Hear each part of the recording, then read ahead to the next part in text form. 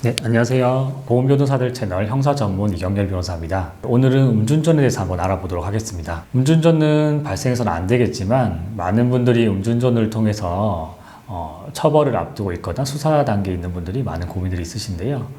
일단 도로교통법 제44조 제1항은 누구든지 술에 취한 상태에서 자동차 등을 운전해서는 안 된다고 규정을 하고 있습니다.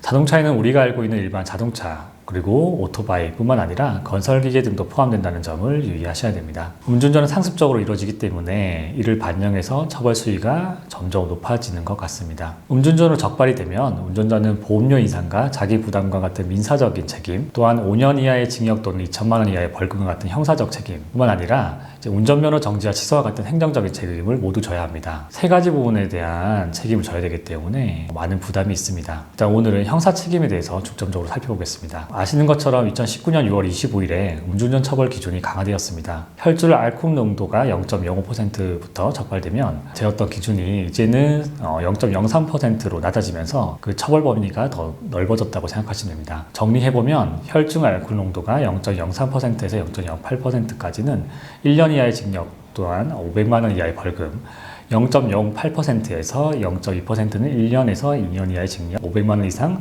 1,000만 원 이하의 벌금, 또한 0.2%가 넘게 되면 2년 이상 5년 이하의 징역과 1,000만 원 이상 2천만 원 이하의 벌금에 처해지고 있습니다. 또한 과거의 삼진아웃으로 알려진 음주운전 3회 처벌 강화 규정이 이진아웃으로 변하면서 2회 음주운전이 되면 강력하게 처벌을 받고 있습니다. 2회 이상 위반의 경우는 2년 이상 2년 이하의 징역, 1,000만 원 이상 2천만 원 이하의 벌금으로 처벌된다고 생각하셔야 됩니다. 또한 음주운전으로 사람이 다치는 교통사고가 발생된다면 특가법의 규정을 받는데요. 상해의 경우는 1년 이상 15년 이하의 징역 또는 1,000만 원 이상 3천만 원 이하의 벌금, 사망 사고에 관한 무기 또는 5년 이상의 징역형에 처해지게 되어 있습니다. 실제로 재판에 출석을 해서 재판 진행을 해보면 음주운전에 대한 처벌 수위가 상당히 강화됐다는 부분을 체감을 할 수 있습니다. 과거에는 벌금이 선고되는 그런 사건에 대해서 집행유예 판결이 나오고 당연히 집행유예 판결을 받았던 사건들이 단기 실형의 선고를 받고 있습니다. 따라서 2회 이상의 음주운전을 했다면 최소한 변호사 상담을 통해서 조언을 받아보시기를 권해드리고 있습니다. 있어서는 안 되겠지만 음주운전에 대해서 몇 가지 기억하고 있어야 될 부분들 제가 좀 짚어드리겠습니다. 우선 음주운전 측정 시에는 아시는 것처럼 호흡 측정 방식과 체열 측정 방식이 있습니다. 대부분 호흡 측정에 대해서 불만을 가지시는 분들이 체열 측정을 하겠다고 하시면서 체열 측정에 응하게 되는데요. 거의 예외 없이 혈중 알코올 농도가 체열 측정의 경우는 매우 높게 나옵니다.